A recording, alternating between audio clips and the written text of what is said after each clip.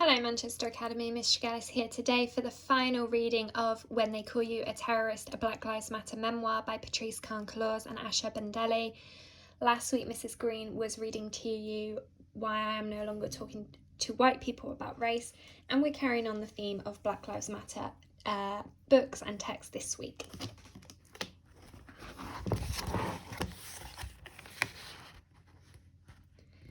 We, Alicia, Opal and I helped build a vibrant national network of brave organisers, and we can't abandon ship. I can't abandon ship. We are all doing work in our locales, and top of my list in LA County is stopping the building of a $3.5 billion jail. When I am at my most terrified for my family, for my new baby, in the end what makes me stay is us. We are a forgotten generation. Worse, we are a generation that has been written off. We've been written off by the drug war. We've been written off by the war on gangs. We've been written off by mass incarceration and criminalisation. We've been written off by broken public schools. And we've been written off by gentrification that keeps us out of the very neighbourhoods we've helped build. We actually don't give a damn about shiny, polished candidates. We care about justice. We care about bold leaders and actions. We care about human rights and common decency. So there is no other place for me to be but here, where I can continue to help bring that into existence. I know that it was organisers who's pulled us out of chattel slavery and Jim Crow, and it is organisers who are pulling us out of their 21st century progeny, including racist and deadly policing practices. And I know that if we do what we are called to do, curate events and conversations that lead to actions that lead to decisions about how we should and would live, we will win. Since Black Lives Matter was born in 2013, we have done some incredible work. We have built a decentralised movement that encourages and supports local leaders to name and claim the work that is needed in order to make their communities more just. This is monumentally difficult in a world that has made even activism a celebrity pursuit. But we have more than 20 chapters across the United States and Canada and the UK, all autonomous but all connected and coordinated. We have centred and amplified the voices of those not only made most vulnerable but most unheard.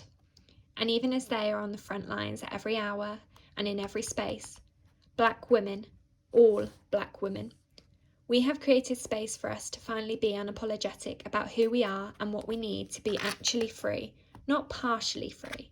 We have made it so that we can stand in our unedited truth. Our presence in the streets was the bullhorn needed to underscore the push for Obama to use his clemency powers. He left office with the smallest federal prison population in a generation, something he was not originally on track to do. We demand that the ongoing push for police accountability be at least taken seriously. So many have called for it before us, and we stand on their shoulders and yell so loudly that it can no longer be ignored. We make everyday people feel part of a push for change. People like Sandra Bland. We open the doors and ask people who have not been paid attention to join us. And we have brought healing to our movement. The ideas and practices that demonstrate that as we seek to care for communities, we must also care for ourselves. Even still, there is so much work to do as we push to fight this presidency and stop its Jim Crow era aggressions. We are working collaboratively to create sustainable, rapid response networks to violence and ICE raids. But we are also deeply committed to building Black political power and supporting bold leadership like Chokwe Lumumbas in Jackson, Mississippi, and Stacey Abrams in Georgia. We are committed to working closely with Jessica Bird of 3 Point Strategies, the Washington, D.C.-based consulting firm that works at the intersection of electoral politics and social justice. We can elect Black women to office who are committed to advancing human-centred agendas, leaders who understand and honour the truth that real leadership must be earned, not appointed or stolen or arrogant.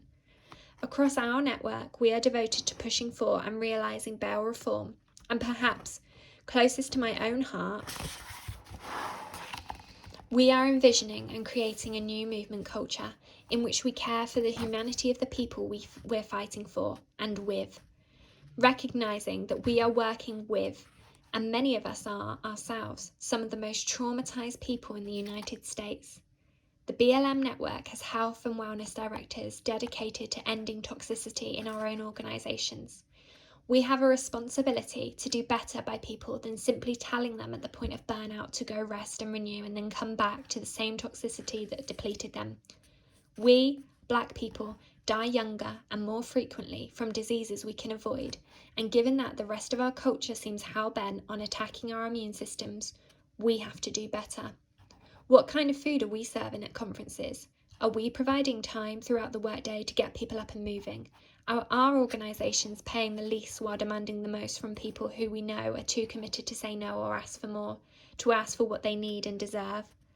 Are we including restorative practices in our organisations so that when we struggle with one another, we don't devolve into petty gossip or backbiting or outright lies? Are we creating, through lines for different levels of skill sets, the ones that are brought to us by people who have been forced to live in cages for 10 years, 20 years? Are we pushing ourselves in each conversation we have to really imagine the world we want to live in, rather than beginning with the compromised position? Are we calling for the abolition of prisons, knowing that in so doing we are also calling for real and comprehensive healthcare, including mental health care? Knowing that it means that food security and housing security, clean down water, must be a given, as restorative justice practices must be too. For years I've neglected my own health and caretaking. If I struggled with intimacy in my romances, I also struggled with it when I came to myself. I resolve in the wake of the Trump presidency to end that too. I begin working out again 4 times a week. I start cooking more. I am travelling less and spending time in prayer each day. And I include fun in my life, joy to counteract this hate-filled world. I go to the arcade with friends, I roller skate, I designate park days. It's the Gabriel in me, the Brignac in me. And perhaps, above all, I am intentional with my family, ensuring Future and I have time each week to just love on each other and grow in our love. We centre this beautiful child I had long ago imagined and whom I am now watching grow, who I am now helping to grow, who teaches me every day what is possible, and that what is possible is more than even I can imagine. Because, as much as I loved Shine before I ever met him, I could not have imagined the depth of love, the unending expanse of it.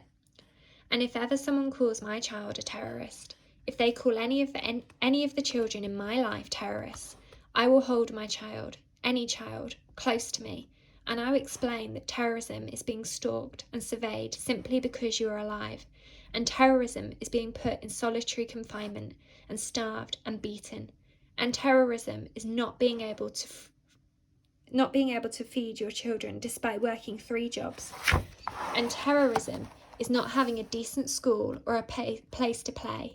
I will tell them that what freedom looks like, what democracy looks like, is the push for and realisation of justice, dignity and peace. And I will say that to my precious Shine, or Malik, or Nisa, or Nina, or any of the children and young people we cherish and lift up, that you are brilliant beings of light. You have the power to shapeshift not only yourselves, but the whole of the world. You, each one, are endowed with gifts you don't even yet know, and you, each one, are what love and the possibility of a world in which our lives truly matter looks like. Finished today then, so I hope you've enjoyed the reading of When They Call You a Terrorist at Black Lives Matter. Come back next week for the next text.